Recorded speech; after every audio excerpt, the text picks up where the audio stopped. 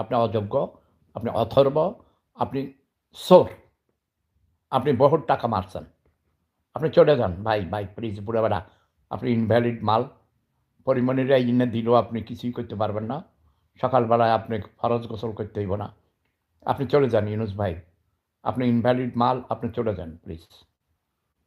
আমার হাঁসু আপাকে নিয়ে আসেন। আমার হাঁসু আপা আবার দেশকে অনেক উন্নতি করে। এই যে ভাই 18 মাসের হাঁসু আপা আরও, কারণ আরও 10টা পদ্মা সেতু বানাইতে পারত। আমার গ্রামের বাড়ির রাস্তা পাকা করে দিতে পারত। ভাই ইউনুস ভাই আপনি চলে যান। কই আপনি তো 18 মাস হয়েছে, আপনি আমার বাড়ির রাস্তা ঠিক করে দিয়েছেন? আপনি তো শাহরাস্তি 12-14 বার গেছেন। আপনারা আমি ট্রেনিং দিছি না স্বনির্ভরের উপরে। ঢেকি কারা কয় আপনি চিনতেন? ঢেকি কেমনি ঢেকিতে চাল বাঁধে? আপনাকে দেখাইছি না, কইছি না? আমগো বাড়ির, আমাগো গ্রামের পশ্চিম বাড়ির কুট্টি আমার মা হেরে ধান কিনার টাকা দিছে, নিজের ঘরের ধান দিছে।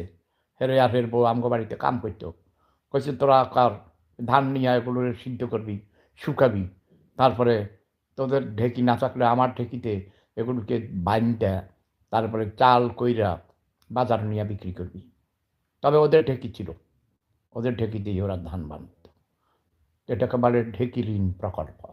সেখান থেকে মাইক্রো ক্রেডিট, স্বনির্ভরের প্রোগ্রাম, স্বনির্ভর ব্যাংক, গ্রামীণ ব্যাংক এসব সৃষ্টি হয়েছে। ডক্টর ইনোস সত্য কথা কন না কেন? আপনি মিথ্যা কথা কন না আমি জানি। ভাই মিথ্যা কথা কেন না, ওকে? আমার পিঁপড়া বাহিনী, তোমাদের যত ঝাড়ু আছে, যত জুতা আছে, ছেঁড়া স্যান্ডেল সব রেডি রাখবা। মা বোনদের বলবো আপনারা সবাই ঝাড়ু রেডি করবেন, সবার ঝাড়ু।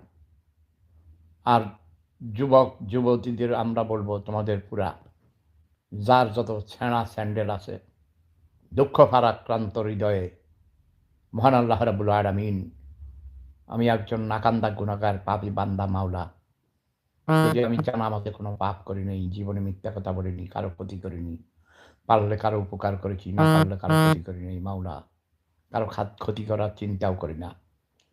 তুমি আমার এই দোয়া কবুল করো।